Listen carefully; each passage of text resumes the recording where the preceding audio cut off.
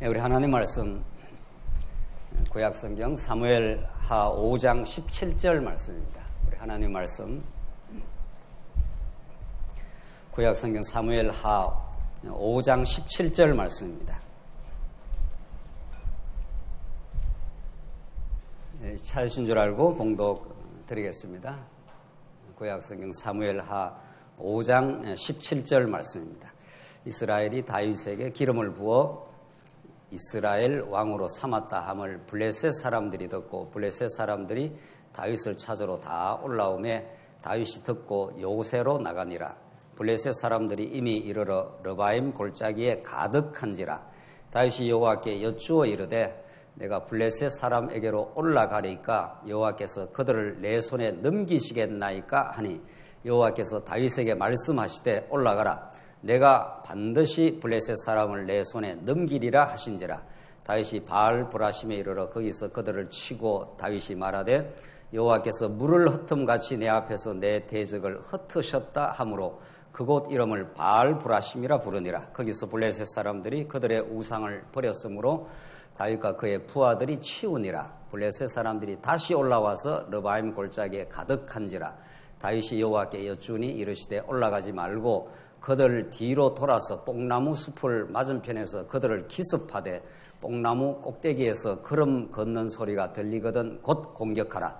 그때 여호와가 너보다 앞서 나아가서 블레셋 군대를 치리라 하신지라. 이에 다윗이 여호와의 명령대로 행하여 블레셋 사람들을 쳐서 게바에서 게셀까지 이르니라. 25절까지 우선 봉독드렸습니다.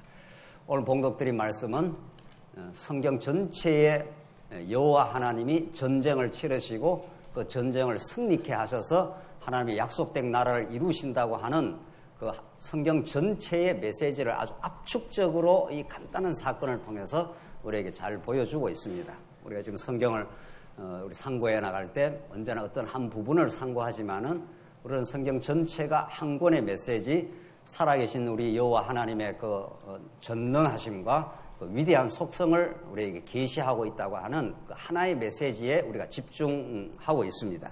또 하나님께서 그런 그 성경을 잘 이해할 수 있는 관점을 허락하셔서 우리가 지금 성경 어디를 보더라도 그렇게 지금 확인하고 있는데, 그러니까 작은 사건들이 성경에는 계속 연결이 되어 갑니다. 하나님이 언약하시고 언약을 이룰 때까지 하나님께서 계속 어떤 작은 사건들이 연결고리가 되어서 자꾸 이어져 가는 거죠. 그래서 큰 그 흐름과 그 연결을 우리가 늘 주목을 하되, 한 작은 사건도 사실은 전체의 주제를 증명하기 위해서 하나님께서 그 작은 사건을 그렇게 박아 놓은 거죠. 오늘 본문이 정확하게 그러합니다. 오늘 본문이 어떤 맥락인가 하면은 하나님께서 이제 다윗 왕국을 건립시켜 가는데 다윗으로 하여금 말할 수 없는 세 차례에 걸친 시련을 주셨지 않았습니까? 우리가 그걸 지금까지 상고해 왔습니다. 그것은 그 시련을 통해서 다윗의 허무함, 다윗의 무력함, 다윗의 그 죄악됨, 이런 것들을 하나님께서 여지없이 폭로시키고 드러내지 않습니까? 다윗은 이미 하나님 앞에 기름 부음을 받았기 때문에 절대 망하지 않습니다. 다윗 왕국이 번창하고 세워질 때까지는 다윗이 만약 그것을 정말 믿어줬더라면은 다윗이 아기스 왕한테 가서 살려달라 그렇게 몸을 의탁 안 할 겁니다. 내가 죽으면 죽으리라 하고 그냥 살았을 겁니다. 근데 그것도 하나님께서 믿음도 선물이니까 그렇게 그 믿음을 허락하지 아니하면 다윗의 그 어리석음이 폭로가 되는 현장이죠. 그래서 다윗이 그걸 다 살아왔기 때문에 나중에 왕이 되고 나라가 강건해졌을 때 이게 하나님의 은혜의 선물이고 하나님의 능력으로 되어진 일이지 내가 의롭다라든가 내가 능력이 있다 이런 말을 다윗은 다시는 할 수가 없는 겁니다. 그게 이제 수많은 시편에서 결론에 나타나지 않습니까? 하나님만 찬양을 하게 된다는 겁니다. 그 목적을 향해서 착착 지금 성경은 진행되고 있는데, 우리가 그래서 다윗의 그 많은 시련을 통해서 다윗을 제로로 만들어 놓고 드디어 하나님께서 다윗을 이제 왕으로 점점 이제 부각시켜 갑니다. 그게 우리 지난 시간 공부한 내용입니다. 하나님께서 여호와께서 함께 하시니까 다윗의 나라가 점점 강성해져 가니라. 그게 지난 시간의 그 포인트였습니다. 그래서 다윗이 그런 그 하나님 하시는 일을 이제 깨닫게 된 거죠. 그야말로 이제 명실공히 12지파 전부가, 전에는 유다 지파 한 지파만 다윗을 왕으로 모셨는데 하나님께서 다윗을 이렇게 인도해가는 섭리를 이렇게 11지파들이 보니까, 야, 진짜 이게 하나님께서 다윗을 왕으로 세웠구나. 이렇게 10지파들이 다 이제 깨닫게 된 겁니다. 그러니까 12지파가 몽땅 이제 다 모여가지고 다윗이 정말 하나님이 세운 왕입니다. 그게 우리 지난 시간 내용 아니었습니까? 그래서 정말 다윗 왕국이 이렇게 번창되고 건설되는 것이 하나님의 능력으로 된다는 걸 보여주는 오늘 사건은 그 연장선에서 블레셋이 다윗에게 쳐들어옵니다. 블레셋이 도대체 누굽니까? 역사적으로 블레셋은 언제나 이스라엘 백성을 많이 괴롭혔던, 정말 많이 괴롭혔던 대적입니다. 블레셋의 골리앗이 이스라엘 백성들 사울 왕을 왕으로 모시고 있을 때 벌벌 떨게 한 장본인 아닙니까? 그러니까 블레셋은 해변 족속으로 아주 강한 족속입니다. 하나님께서 강한 족속들을 이스라엘 백성들 주변에다가 포진을 시켜놓은 겁니다. 블레셋이 아주 강할 뿐만 아니라 역사가 진행되면은 아수르, 바벨론 이런 강력한 대적들을 하나님께서 포진시켜 놓고 이스라엘 백성들의 힘으로는 도저히 살아날 수 없도록 하시고 하나님이 살아남게 하는 거죠. 이제 그렇게 하나님께서 이제 역사를 섭리해 가시는데, 그런 블레셋이 가만히 있는 다윗에게 도전을 해옵니다. 그게 좀 신기한 일이죠. 지금 오늘 본문이 그 내용 아닙니까? 17절 한번 다시 보십시오. 이스라엘이 다윗에게 기름을 부어 이스라엘 왕으로 삼았다 함을 블레셋 사람들이 듣고 하지 않습니까?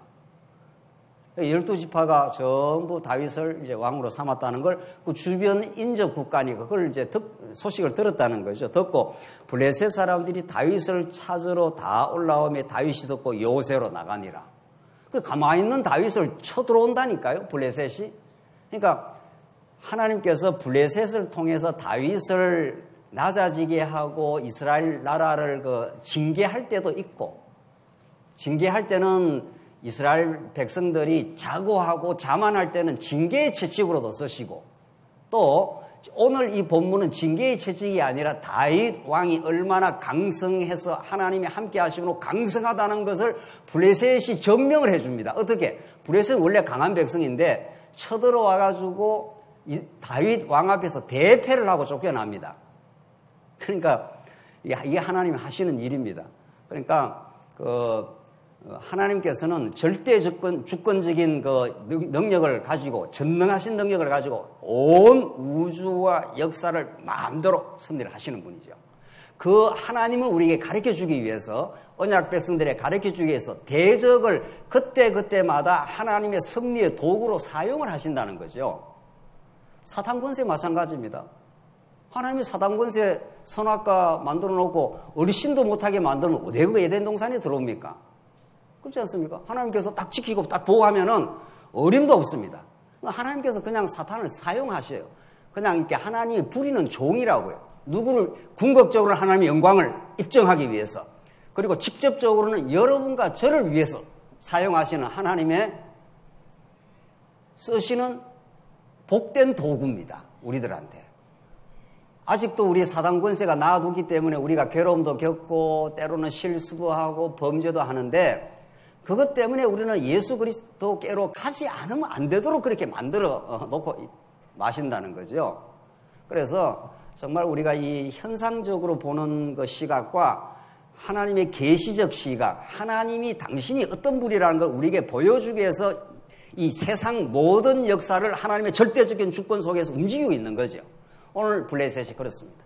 가만히 있는 다윗에게 쳐들어온다니까요. 그러니까 다윗이 블레셋이 강한 걸 알고 있지 않습니까? 그러니까 다윗도 많은 시련을 지금 통과하고 나서 대적과 싸우는 전쟁, 이 전쟁이 다윗에게 이스라엘 백성들의 수에 있지 않다는 것을 다윗이 이제 많이 시련을 겪어서 깨달았습니다. 그러니까 다윗이 우리가 결집해서 싸우러 가자 이렇게 안 하지 않습니까? 오늘 본문이 뭐라고 그랬습니까? 다윗이 여호와께 뭐라고 그랬죠? 여쭈어 가라되 이렇게 물었습니다. 하나님 앞에.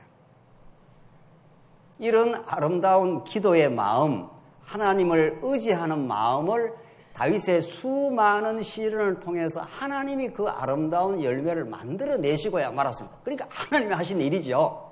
다윗이 신앙이 좋아서 그렇다 이 소리를 못한다는 겁니다. 그래서 다윗이 정말 그 많은 시련 가운데 하나님이 지켜주셨구나. 이제 12지파가 자기를 왕으로 세우고 명실상부한 하나님의 약속의 다윗 왕국이 이제 건설돼가는 지금 지점입니다. 이쯤 되면은 다윗이 자만할 수도 있지 않아요? 이거 봐라. 12지파가 전부 나를 왕으로 옹립을 하네. 다윗이 그렇게 하지 않았습니다. 이 순간만은 정말 나중에 다윗이 또 헛짓도 해요. 또 헛짓도 할 때가 있지만 그게 하나님의 손에 달린 겁니다.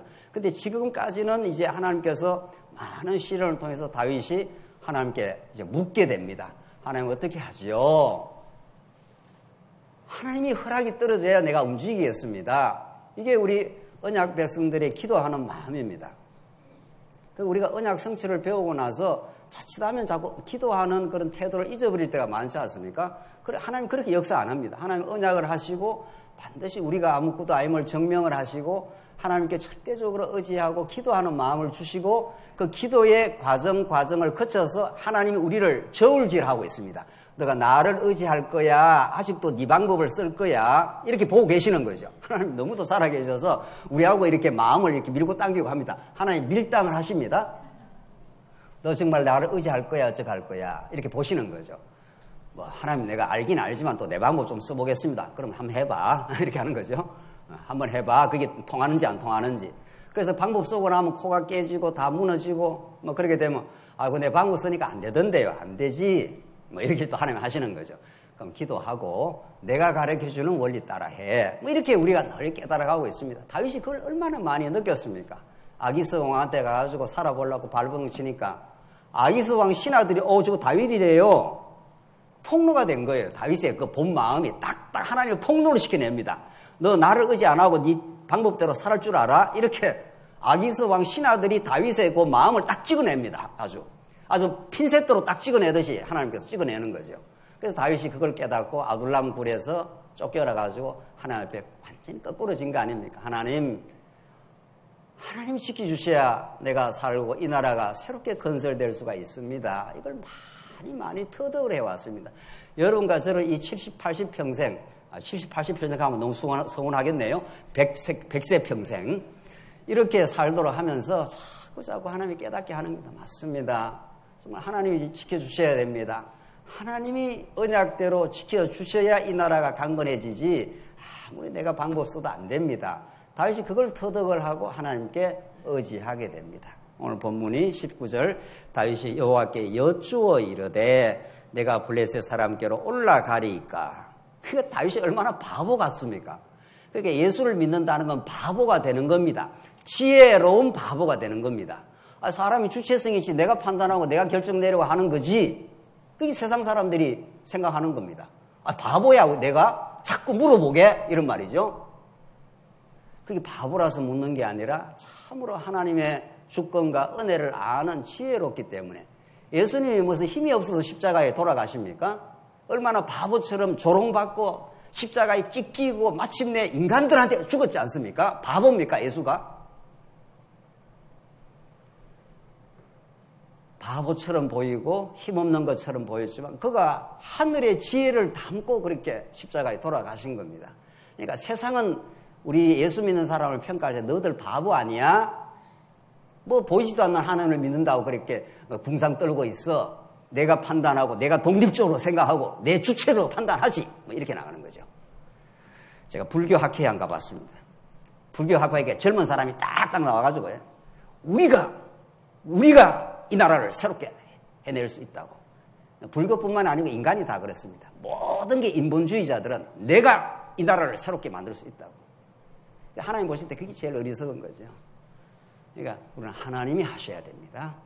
하나님의 손이 달려 있습니다. 하나님 전쟁을 치러 가리니까. 그러니까 하나님께서 치러 가. 이렇게 해서 간 겁니다. 그래서 물을 흩음처럼 대적들을 멸해줘. 두 번째 나오죠. 22절 또 보십시오. 블레셋 사람들이 다시 올라와서 러바임 골짜기에 가득한지라. 블레셋 사람도 점점 다윗의 왕권을 강화시키기 위해서 지금 등장하고 있는 엑스트라들입니다. 이 블레셋 사람들. 블레셋이 쳐들어오지 않았으면 다윗이 그냥 그만 12지파 정도 왕이 되어 있을 건데 그 강한 대적들이 쳐들어와가지고 다 패배를 하니까 다윗의 왕권이 어떻게 됩니까? 왕권이 어떻게 되냐고요? 점점 강화가 되는 거죠. 이게 하나님이 하시는 일입니다. 다윗이 똑똑하고 위대해서 된 게 아니라 블레셋이 쳐들어와가지고 진다니까요. 하나님의 전략대로 딱딱 다윗이 전쟁을 치르니까 다윗의 나라가 강건하게 지금 돼가는 것뿐이에요. 그러니까 하나님이 그렇게 하시는 거예요. 정말. 그러니까 이걸 우리는 성경에서 배우고 우리가 진리 안에 바보가 되는 거죠. 맞습니다. 하나님 뜻대로 되는 겁니다. 그러니까 똑똑한 세상 사람들 보면 너들 바보야? 그러잖아요. 맞아. 너들이 볼 때는 바보지만 하나님 볼 때는 이게 정말 놀라운 지혜로운 판단이지. 이렇게 된 거예요. 다윗이 두 번째 또 묻습니다. 23절 다윗이 여호와께 여쭈니 묻지 않습니까? 또 자기가 전쟁 치러 가지 뭘 또 묻긴 뭘 묻습니까? 자기가 치러 가지 그냥. 그러나 다윗은 지나온 그 10수년의 연단과 시련, 그 낮아짐과 하나님이 새로 높이심을 알고는 하나님께 모든 걸 의지를 합니다. 그래서 여쭈니 이제 하나님의 전쟁 치는 전략까지 다 가르쳐 줍니다. 이렇게 해서 전쟁을 쳐라. 이렇게 다 하나님의 그 원리에 의한 방법까지도 다 그 말씀 안에 다 들어있는 겁니다. 우리 교회 생활을 어떻게 할까요? 하면 하나님 원리 안에서 다 나온다는 겁니다. 정말 아주 디테일하게까지. 어디로 올라가서 어디로 쳐라 나오지 않습니까? 24절 뽕나무 꼭대기에 걸음소리가 들리거든 곧 공격하라. 이렇게 하나님이 그 군사 전략까지 다 가르쳐 주네요. 그러니까 하나님에게 모든 지혜와 모든 그 능력이 다 포함되니까 그게 예수 그리스도가 하나님의 능력과 지혜의 보고라. 골로새서에 그렇게 말하지 않습니까? 그러니까 매사에 그리스도를 의지하면 그리스도가 우리 안에서 우리가 어떻게 교회가 세워지고 어떻게 신앙생활하고 어떻게 우리 지체들을 섬기고 하는 그 원리가 성경 안에 다 들어있다는 겁니다. 정말 이게 이렇게 구약에는 그림처럼 보여주고 있습니다. 그래서 공격하라. 그때 여호와가 너보다 앞서 나가서 블레셋 군대를 치리라 하신지라. 그러니까 여호와 하나님이 먼저 나와서 다 이렇게 정리를 해주겠다는 겁니다. 착착 이렇게 정리를. 그래서 25절 이에 다윗이 여호와의 명령대로 행하여 그 하나님의 명령을 잘 이제 다윗이 순종하게 된 거죠. 이 순종의 화신, 하나님 말씀의 순종의 그 절정이 바로 누굽니까? 누구예요? 다윗은 누구의 예표냐고요? 예수 그리스도의 예표니까 불순종하는 우리 모든 우리 죄악된 우리 인생들을 대신하여 하나님의 뜻에 순종하여 십자가에 죽기까지 순종하심으로 하나님이 그를 부활시켜서 하나님의 아들임을 입증시키고 만 백성의 우리 언약 백성의 머리가 되도록 하나님이 그렇게 해주신 거죠. 우리는 그 그리스도를 따르고 그리스도 앞에 이제 순종케 되는 거죠. 성령의 능력으로. 그래서 우리 모두가 이렇게 이제 다윗이 그리스도의 예표적 인물로서 그 많은 시련을 통과하고 드디어 하나님 앞에 순종을 터득을 했습니다. 그래서 하나님 하라는 대로 하니까 정말 승리가 이제 지금 대단한 승리가 이제 구가가 되면서 다윗 왕국이 드디어 점점 번창돼 가는 거죠. 이제 이 하나님의 뜻 가운데 이제 6장으로 넘어가십시다. 자, 이렇게 하나님이 다윗 왕국이 강건하게 돼 가면서 6장 내용 전체를 한마디로 말하면 언약궤를 찾아오는 내용이에요. 근데 왜 이렇게 다윗 왕국이 번창돼 가는 이런 그 흐름 속에서 5장과 6장의 사건이 이어져 갈까? 지금 우리가 그 말씀을 상고할 때 굉장히 중요한 그 묘미 아닙니까? 이 5장이고, 물론 앞에도 계속 있지만은 5장, 6장, 5장에서 이제 왕국이 강건하게 이제 세워져 갑니다. 오늘 6장 내용은 이 내용이 이제 언약궤를 이제 가져오는 사람. 이게 무슨 관련이 있을까? 뭔가 하나님이 그 연결고리가 되어 있고 그건 진리를 우리가 깨달아가는 데서 아주 중요하니까 하나님께서 이렇게 잘 연결시켜 놨을 거 아닙니까? 그 질문을 가지고 이제 6장으로 한번 들어가 봅시다. 6장 1절입니다. 6장 1절로 5절 다윗 왕이 이제 하나님의 궤를 아비나답의 집에서 가져오는 내용입니다. 아주 재미난 내용인데 다윗이 이스라엘에서 뽑은 분이 3만 명을 다시 모으고 다윗이 일어나 자기와 함께 있는 모든 사람으로 더불어 바알레 유다로 가서 거기서 하나님의 궤를 메어 오려 하니 나오지 않습니까? 드디어 하나님의 궤를 이제 가지고 찾아오는 겁니다. 거기서 그 궤는 그룹들 사이에 좌정하신 만군의 여호와의 뭐라 그럽니까? 이름으로 불리는 것이라. 이게 이제 중요한 메시지죠. 그 다윗이 이제 왕으로서 점점 이제 등극했고 이제 그 나라가 이제 번창돼 가고 있는 지점입니다. 근데 하나님께서 이렇게 하나님 여호와를 의지하는 다윗에게 언약궤를 찾아오라고 하는 마음을 주신 거죠. 그러니까 다윗이 이거 지금 언약궤가 아미나답의 집에 지금 방치되어 있지. 이미 사무엘 상에서 그 언약궤 사건이 있었지 않습니까? 언약궤를 이용을 해갖고 이스라엘 백성이 전쟁에서 이기려 하다가 오히려 대패를 하고 언약궤가 블레셋 진영을 돌아다니면서 다곤 신상을 다 때려 부수고 하면서 오히려 언약궤가 돌아다니면서 대적을 다 타파하고 언약궤를 가지고 오다가 그냥 아비나답 집에 방치가 되어 있는 상태였습니다. 그게 오래전 사건입니다. 다 잊어버렸습니까?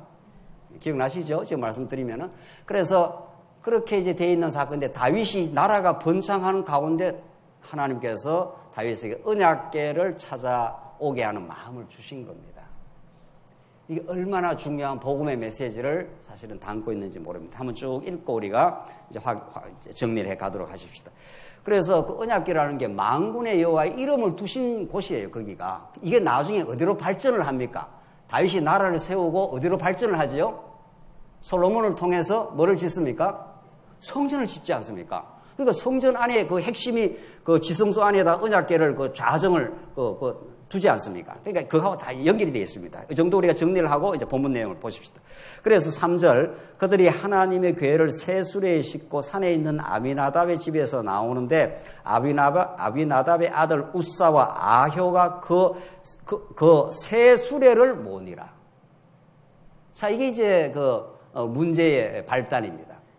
이제 언약궤를 가지고 오려고 하는 것은 아주 좋은 시도지요. 아주 좋은 시도인데 언약궤를 가지고 오므로 이제 언약궤에서 하나님의 여호와의 이름이 입증이 되고 다윗 왕권의 정통성이 확보가 되는 거죠.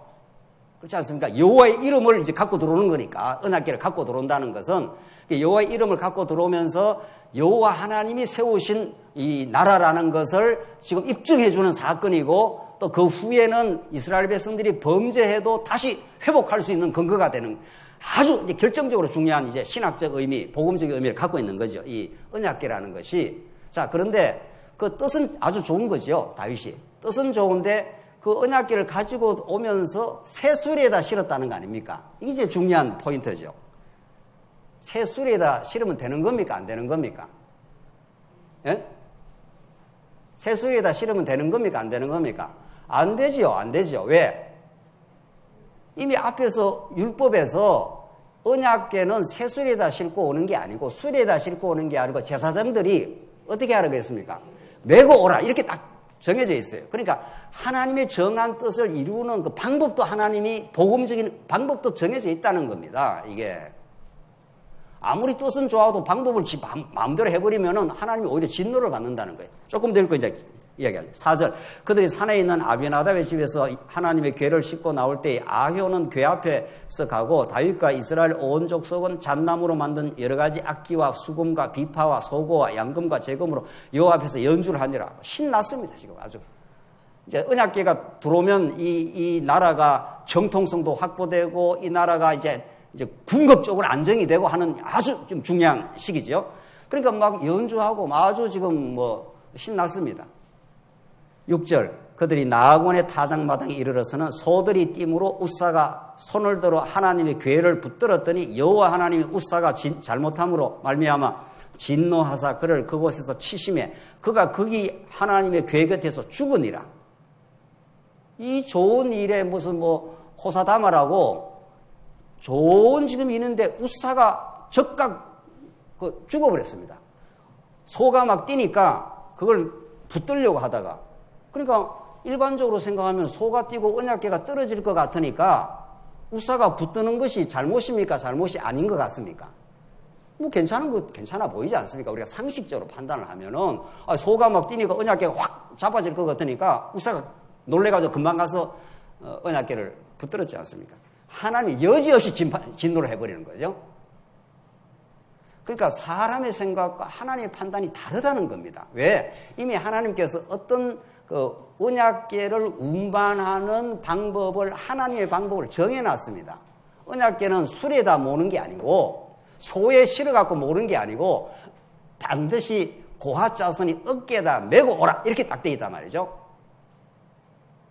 그걸 다윗이 몰랐을 리가 없는데 알았는지 몰랐는지 성경에 말은 없지만은 그 율법에 다 돼 있는 거니까 그걸 무시하고 다윗의 방법대로 한 거죠. 3만 명을 데려가 끄리끄리한 3만 명 데려가고 말이죠. 세수대에다 딱 모시고 이렇게 지금 이제 아주 뭐 의기양양하게 들어온 거죠. 하나님께서 여지없이 그냥 우사를 쳐버리지 않습니까? 자, 여기서 어떤 하나님의 그 뜻, 어떤 하나님을 우리에게 가르쳐 주느냐 하는 건 너무 중요한 거예요, 사실은. 이 말씀을 우리가 정확하게 이해하기 위해서 우리 민수기 7장을 한번 가봅시다. 민수기 정말 그 하나님의 율법에 그 언약궤를 어떻게 가져오라는 게 정확하게 이미 그 약속의 말씀으로 되어 있습니다. 민수기 7장 3절. 이건 한번 찾아보고 지나가십시다. 그래야 우리가 확실해집니다. 이제 민수기 7장 3절입니다. 민수기라는 것은 구약의 시내산 언약을 이제 적용해서 지금 율법을 상세하게 설명하는 과정입니다. 이스라엘 백성들에게. 민수기 7장 3절입니다. 그들이 여호와께 드리는 헌물은 덮개 있는 수레 6대와 수레가 나오지 않습니까? 소 12마리니 수레도 나오고 소도 나오죠. 지휘관 2사람이 수레를 하나씩이요 지휘관 1사람의 소가 1마리씩이라 그것들을 장막 앞에 드린지라 여호와께서 모세에게 말씀하여 이르시되 그것을 그들에게서 받아 이게 지금 헌물입니다. 하나님께 드리는 소도 수레도 다 헌물인데 그것을 받아 레위인에게 주어 각기 직임대로 회막 봉사에 쓰게 할지니라. 자, 레위인이 있는데 그들을 전부 헌물로 받아갖고 이제 나눠주는 겁니다. 소도 수레도. 자, 중요한 건 수레죠. 나눠주는데 6절 모세가 수레와 소를 받아 레위인에게 주었으니 곧 게르손 자손들에게는 그들의 직임대로 수레 2과 소 4마리를 주었고 자, 이 레위 지파 가운데 게르손 자손인데 그들에게는 수레 2과 소 4마리 합니까? 그 다음에 8절 무라리 자손들에게는 그들의 직임대로 수레 4과 소 8마리를 제사장 아론의 아들 이다말에게 감독하게 하였으나 자 9절이 중요합니다. 이제 사무엘 상하고 관계되는 9절 고핫 자손에게는 주지 아니하였으니 그들의 성소의 직임은 뭐라고 그랬습니까? 어깨로 매는 일을 하는 까닭이었더라. 다른 자손들에게는 소나 수레를 다 줬습니다. 그들은 필요하니까 소도 필요하고 수레가 필요하다는 말이죠. 그런데 이 언약궤를 매는 고핫 자손들에게는 소나 수레를 줬다 안 줬다는 겁니까? 안 줬다는 거 아닙니까? 그렇죠. 왜? 언약궤를 매는 거는 소에다가 실어가지고 수레에다가 실어서 오면 안 된다 이런 뜻입니다. 이게 하나님의 방법입니다. 이게 하나님께서 그렇게 정해놨지 않습니까? 고핫 자손이 반드시 뭐 해야 되는 겁니까? 이렇게 채를 이렇게 달아가지고 이렇게 제사장이 어깨에 메고 언약궤를 운반하도록 그렇게 하나님이 딱 지정을 해놨습니다. 오늘 이 본문에서 확인한 대로 소도 주고 어떤 지파에게는 수레도 줬지만은 고핫 자손에게는 그걸 안 줬다는 거 아닙니까? 그 방법대로 하면 너 죽어 이런 말입니다. 쉽게 말하면 그 방법대로 언약궤를 들고 갔다가는 너 멸절해 그 말을 지금 하고 있는 거 아닙니까? 그래서 이게 이렇게 정확하게 언약의 말씀으로 지정되어 있는데 다윗이 그걸 무시를 해버린 겁니다. 알았는지 몰랐는지 성경에 말은 없죠. 그걸 딱 무시를 하고 3만 명의 대군을 끌고 가가지고 빛과 번쩍하게 말이죠. 새수레에다 그걸 딱 싣고 그러니까 사람들이 볼 때는 아주 좋아 보이는 거죠. 3만 명이라는 대군을 지금 이제 나라가 강성해지니까 나라가 지금 번창해졌지 않습니까? 그러니까 군사도 아주 끄리끄리한 군사 3만 명 딱 대동을 시키고 새수레 가져와. 왕의 명령을 누가 거역하겠느냐는 거예요. 새수레에 딱 실어. 이렇게 된 거죠. 그게 하나님의 뜻에는 안 맞는 겁니다.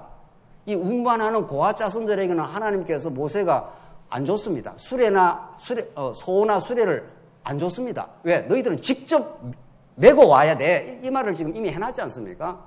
딱 그걸 무시해버린 거죠. 그걸 딱 무시하고 자기 방법대로 한 겁니다. 다시 우리 사무엘 상하 본문으로 가보십시다. 이제 이 말씀을 이제 의식을 하고 오늘 이 본문을 읽으면은 하하 이게 다윗이 언약궤를 가져오고자 하는 그 정성, 마음은 그건 합당한 거죠. 언약궤가 와서 그것이 나중에 성전으로 이어지고 하나님의 이름이 그 성전에 이루어지는 것이 얼마나 그 중요한 일입니까? 그렇지 않습니까?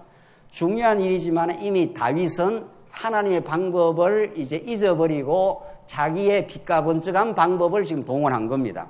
6장 1절 다시 한번 보십시오. 다윗이 이스라엘에서 뽑은 무리 3만 명을 다시 모으고 3만 명 대동했지요. 세술에 딱 동원시켰지요. 그래서 딱딱 지금 가져가자고. 소에다 또 실었지요.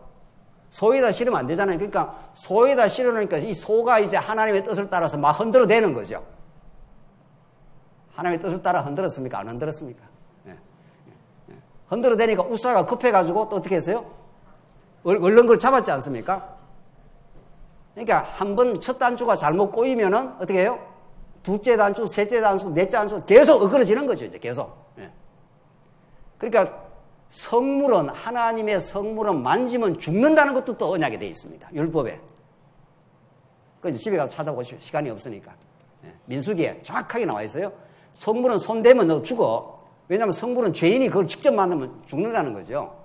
근데 이게 한 번 첫 단추가 잘못 깨어지니까 수리예요. 실었지요. 소에다가 하지 말고 메고 오라 그러는데 소에다가 실었지요. 소가 막 흔들어 내버리지 않습니까? 그러니까 자기 방법으로 또 이제 막았지요. 안 됩니다, 이게. 그러니까 하나님께서 진멸을 시켜버리죠. 우사를. 그래서 8절 한번 보십시오. 여호와께서 우사를 치심으로 다윗이 분하여, 또 분도 내네요. 다윗이 화도 냈다는 거죠.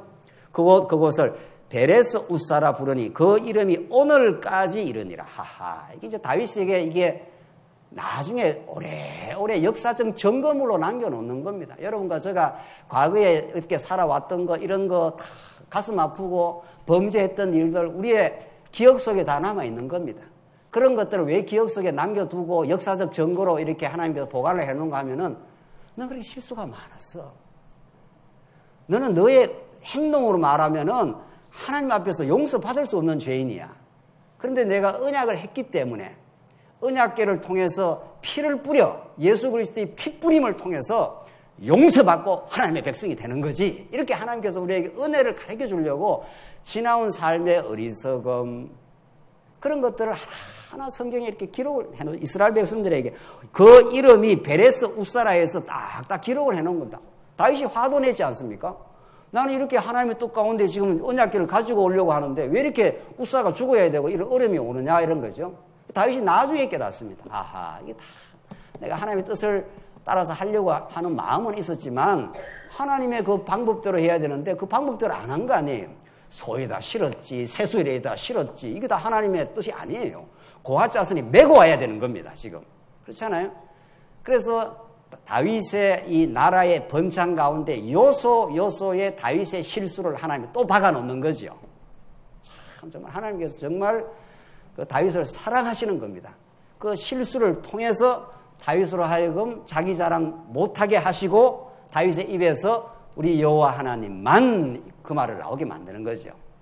조금 더 읽어봅시다. 그래서 다윗이 그걸 이제 깜짝 놀란 거예요. 나는 지금 언약궤를 가지고 오는 건 너무도 하나님 앞에 합당한 일처럼 보이는데 이런 말이죠. 근데 뭐 우사가 지금 현장에서 막 죽어나가니까 이제 손을 댔다가는 죽어요, 이제는. 그래서 다윗이 그날에 여호와를 두려워하여 나오지 않습니까? 이 경건한 두려움, 하나님 앞에서 하나님의 살아계심과 그 하나님의 엄정하심과 하나님의 그 불꽃 같은 눈앞에 우리가 서면은 우리는 정말 하나님 앞에 두려워 떨 수밖에 없는, 하나님이 우리의 죄악을 감찰하실 텐데 감히 누가 그 앞에 서겠느냐는 거 아니에요. 사유하심이 주께 있사오니 하나님이 용서를 하니까 우리가 이렇게 하나님을 우리가 찬양하고 하나님을 아버지라 이렇게 부르는 거지. 만약 하나님께서 그 엄정하신 불꽃 같은 눈으로 우리의 죄악을 감찰하시면은 누가 하나님께 서겠느냐는 거예요. 그래서 다윗이 그걸 깨닫게 된 겁니다. 이제 이게 아니구나. 이렇게 터득을 하고 그날의 여호와를 두려워하여 이르되 나오지 않습니까? 이 아름다운 두려움입니다. 이게 하나님을 무서워한다, 공포를 느낀다 이런 뜻이 아닙니다. 하나님과 다윗 관계는 아버지와 아들 관계입니다. 그렇잖아요. 아버지와 아들 관계에서 무슨 공포를 느끼는 게 아니고 하나님 내가 잘못했습니다. 하나님의 뜻 앞에서 내가 하나님의 뜻 따라 가면은 이렇게 우사가 죽지 않을 건데 내가 이 왕이 한번 잘못 판단하니까 이런 또 어려움이 생기네요. 이러면서 하나님을 기억하는 겁니다. 하나님의 방법을 기억하는 거고 하나님의 뜻을 다시 이렇게 상고하게 된 거죠. 너무도 중요한 거죠. 이런 내용들이. 우리는 날마다 그런 실수도 하고 또 지나고 나서 하나님 앞에서 다시 깨닫고 하나님의 은혜입니다. 이걸 우리가 고백할 수밖에 없는 그런 자리로 우리를 날마다 여러분과 저를 언제나 인도하고 계십니다. 참으로 하나님 자비로우신 분이고 하나님 참으로 그 언약에 신실하신 분이시지 우리를 괴롭히려고 하거나 뭐 웃사를 죽이는 것이 웃사 죽으면 다 옛사람의 죽음입니다. 우리 신약적으로 말하면 하나님 우리 옛사람을 자꾸 처복종을 시켜내는 거죠. 맞습니다.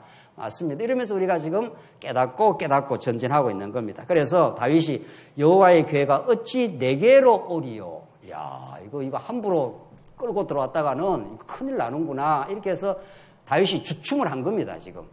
이거 내 방법대로 하니까 안 되는 거구나. 이렇게 해서 이제 많은 하나님 앞에 경건한 그 깨달음을 얻었지 않습니까? 그러면서 10절 다윗이 여호와의 궤를 옮겨 다윗성 자기에게로 메어 가기를 즐겨하지 아니하고 가드 사람 오벳 에돔의 집으로 메어 간지라. 자, 그러니까 보십시오. 언약궤 하나 지금 가지고 오는데 사건이 몇 개나 생깁니까? 결국은 이 언약궤는 다윗성으로 와서 안치가 됩니다. 결국은. 그게 지금 사건이 몇 개나 생기는 거예요. 이게 우리의 그 인생사의 스토리입니다. 이게 결국은. 이걸 통해서 실수도 하고 깨닫기도 하고 야, 이거 안 되네. 그래서 오벳 에돔 집에 3개월을 놔둡니다. 그럼 뭐라고 이렇게 하나님은 속도로 말하면 빨리빨리 해서 딱 진행을 시키면 되지. 결국은 언약궤가 다윗성에 들어오고 나중에 그게 성전이 지어지고 하나님의 영광이 선포될 그 찬란한 영광이 이루어질 건데 이렇게 사건이 많은 겁니다. 그래서 3개월 동안 유보가 됩니다. 참 하나님 아시는 일이 신기하죠. 그래서 11절 여호와의 궤가 가드 사람 오벳 에돔의 집에 석 달을 있었는데 여호와께서 에돔 사람과 그의 온 집에 복을 주시니라. 그 소식을 다윗이 듣고 이쯤 됐으면은 다시 끌고 와도 되겠다 이렇게 된 거 아닙니까? 그렇죠? 지금 오벳 에돔 집에 있으면 3개월이나 지금 여기 머물러 있었지 않습니까? 그러고 나서 이제 다윗이 하나님 앞에 두려움도 가지게 되었고 그 다음에 하나님의 방법으로 환원이 딱 됩니다. 보십시오. 하나님의 뜻대로 하는 것이 우리 언약 백성들의 갈 길이고 우리 나라가 강건하게 되는 일이구나 이렇게 깨달았습니다. 12절 어떤 사람이 다윗 왕에게 아뢰어 이르되 여호와께서 하나님의 괴로 말미암아 오벳 에돔의 집과 그의 모든 소유에 복을 주셨다 한지라. 그러니까 이 언약궤라는 것은 저주도 임하게 하고 복도 임하게 하고 지금 그렇게 하죠. 만졌다가는 웃사가 즉각 죽는 저주가 임하기도 하고 또 오벳 에돔에 집에는 하나님의 복을 내리기도 하고 십자가 사건은 하나님의 구원 얻는 백성들에게는 하나님의 큰 능력이기도 하지만은 멸망받을 자에게는 뭐가 되는 겁니까? 걸림돌이 되는 겁니다. 거쳐서 넘어지는 겁니다. 그래서 하나님께서 지금 복과 저주를 마음대로 지금 조정하고 있는 거죠. 그래서 그걸 다윗이 가서 하나님의 궤를 기쁨으로 메고 오벳 에돔의 집에서 다윗성으로 올라갈새 여호와의 궤를 맨 사람들이 6걸음을 가매 다윗과 소와 살찐 송아지로 제사를 드리고 나오지 않습니까? 이제 제사를 드립니다. 다윗이 여호와 앞에서 힘을 다하여 춤을 추는데 그때 다윗이 배 에봇을 입었더라. 다윗과 온 이스라엘 족속이 즐거이 환호하며 나팔을 불고 여호와의 궤를 메어 오니라. 3개월 동안 그 소중한 언약궤를 못 가져와가지고 다윗과 다윗의 백성들이 많이 생각을 했을 거 아닙니까? 어쩌다가 이렇게 우리는 언약궤를 가지고 오려는 하나님의 소원은 주셨는데 이렇게 또 어려움이 생겨갖고 3개월 동안 못 가져오는 이런 시간의 연장을 하나님께 주시는가? 이걸 통해서 다윗이 많이 깨달았지 않습니까? 그래서 13절 다시 보십시오. 여호와의 궤를 맨 사람들이 나오죠. 이게 다윗이 깨닫고는 하나님의 뜻대로 지금 하는 거죠. 앞에서는 어떻게 했습니까? 앞에서는 소에다가 새술에 만들어가지고 그렇게 싣고 하지 않습니까? 하나님 안 돼. 이렇게 하나님이 기각을 해버린 겁니다. 너희 뜻대로 그렇게 되는 게 아니지 하면서 하나님이 딱 기각을 해버리고 다윗이 경건한 두려움을 차지하게 됐고 3개월 동안 오벳 에돔의 집에 있을 때 다윗과 그 백성들이 다시 하나님 앞에 신앙적인 성찰을 하게 된 겁니다. 하나님 맞습니다. 이제 하나님의 뜻대로 이 나라가 세워질 것입니다. 언약궤는 이 나라의 중심으로 돌아와야 되는 겁니다. 그런데 우리가 방법을 잘못했네요. 그리고 수레에다가 소에다가 실린 게 아니라 어깨에다가 메고 13절 여호와의 궤를 맨 사람들이 나오지 않습니까? 정확합니다. 성경은 정말.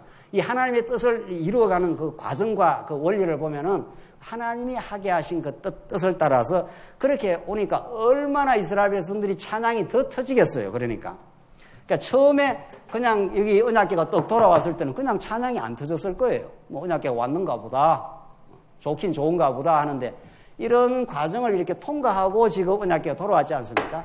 온 이스라엘 백성이 막 여호와를 찬양을 하는 거죠. 맞습니다. 하나님의 이건 은혜입니다. 우리는 범죄하고 어리석었지만 하나님은 신실하십니다. 이렇게 된 거죠. 하나님 정말로 자비로우신 분입니다. 언약궤가 돌아와야 이 나라가 이제 영원 무근히 보존된단 말이죠. 다윗에게 그 언약을 우리 다음 장에 이제 해줘요. 17장에서 너의 나라가 영원히 이제는 망하지 않아. 왜? 언약궤 때문에, 성전 때문에 이런 말 아닙니까?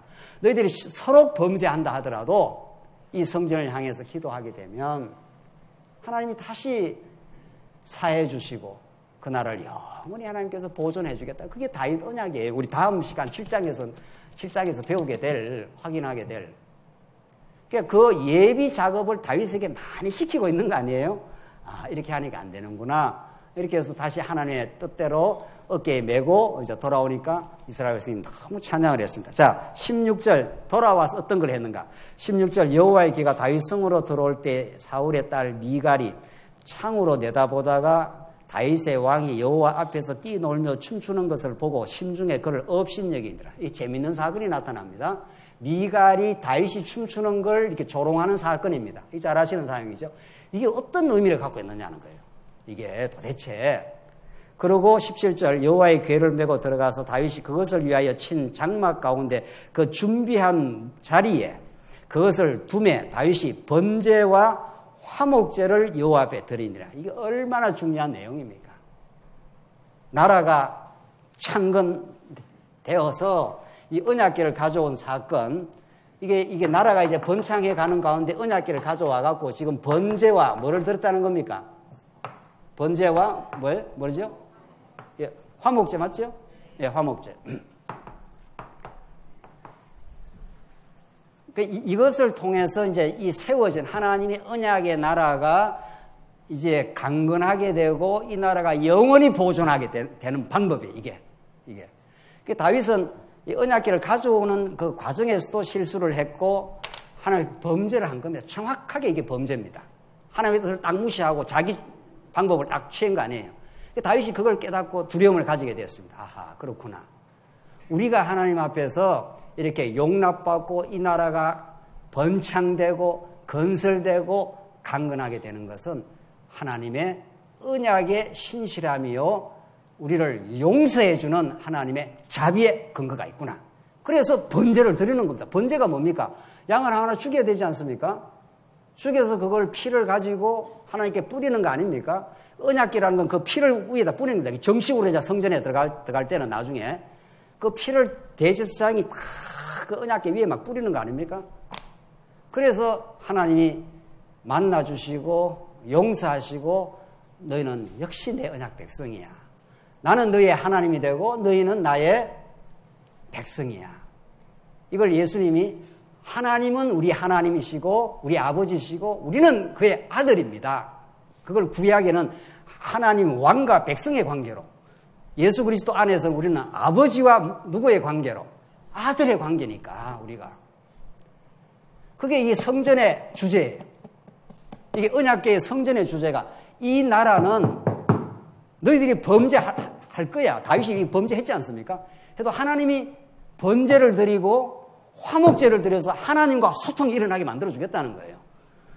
범죄하고 실수해도 내가 한번 그 언약은 내가 자비하기 때문에 너희들을 다시 하나 되게 만들어주겠다. 하나님과 이스라엘 백성이 하나 되게 해는 그 회막이라 그러지 않습니까? 성막이 회막, 하나님과 만나는 자리라는 겁니다.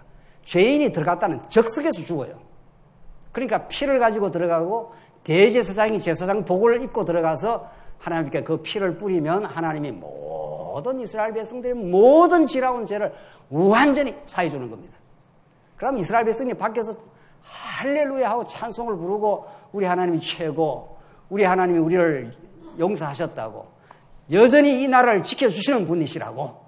그래서 하나님의 나라인 다윗 왕국은 이스라엘 백성들의 의로움으로 존속되고 보호되는 것이 아니라 범죄하고 실수가 많아도 이런 번제와 화목제의 성전의 방식으로 하나님이 지켜주겠다는 거예요.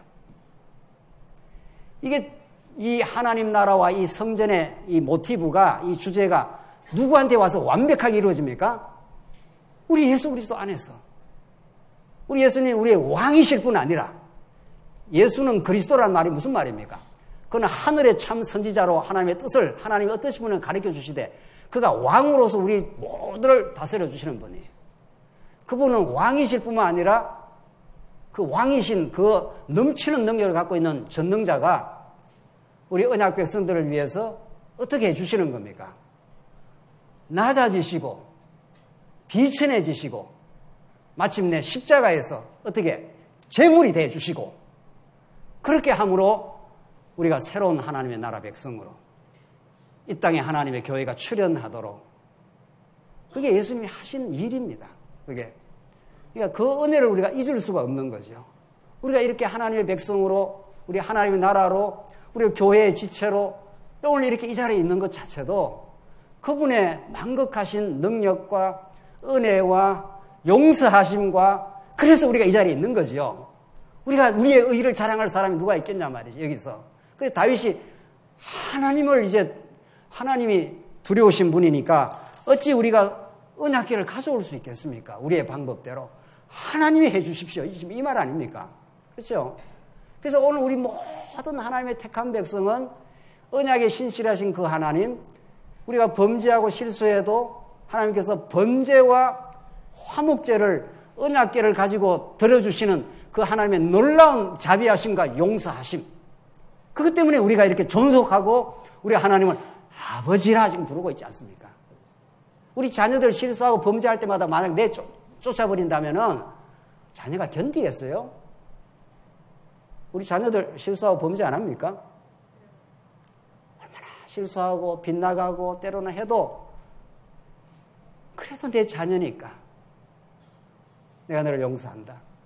너는 다시 새롭게 될 수 있다고. 내가 너를 지지한다고. 세상이 너를 다 욕을 해도 나는 너를 놓을 수가 없다고. 그 강렬한 복음의 메시지가 호세아스를 통해서 천지를 울리고 있는 겁니다. 이 고메라. 그렇게 내가 너를 사랑해도 또 나가느냐. 가시덤불로 내가 너를 막아주겠다 해도 또 나가. 피투성이해도 또 나갑니다. 그래도 내가 너를 어찌 놓겠느냐. 아드마야 내가 어찌 너를 놓겠느냐. 이게 하나님의 절절한 언약 백성을 향한 내가 너를 놓을 수가 없다.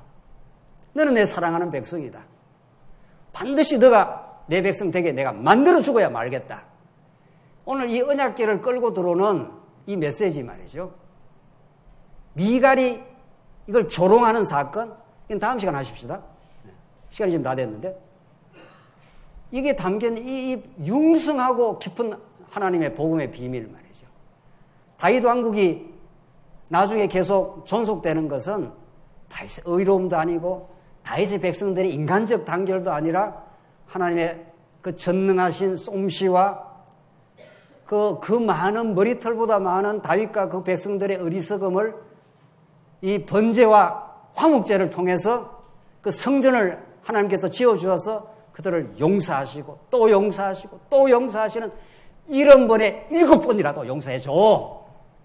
그게 예수님의 메시지예요.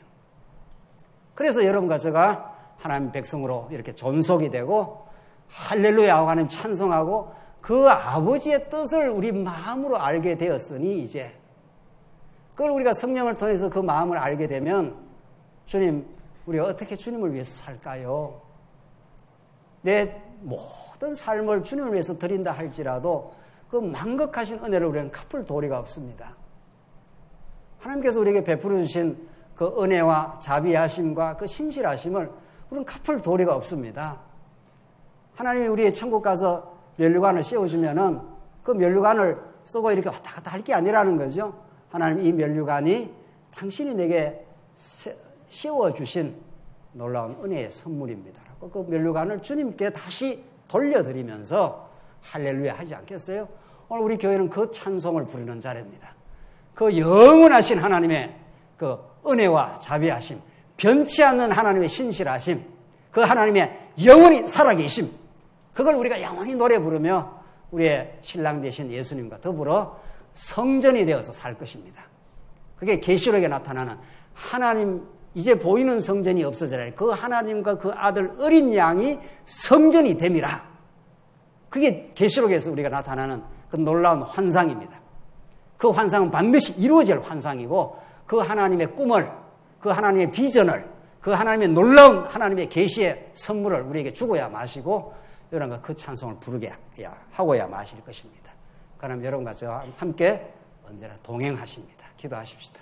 자비하신 하나님 아버지, 은혜를 감사합니다. 우리는 반복적이고 허다한 범죄 가운데 살아갈 때가 많지만 하나님 한결같이 그리스도 안에서 우리를 죄 없다 해주시고 우리를 아들 삼아주시고 우리 하나님 찬양케 하셔서 감사합니다. 우리 남은 생은 우리 그 여호와 하나님만을 위하여, 우리 교회의 머리 되신 그리스도의 영광을 위하여 우리 남은 삶이 드려지게 하시옵소서. 예수님 이름으로 기도하옵나이다. 아멘.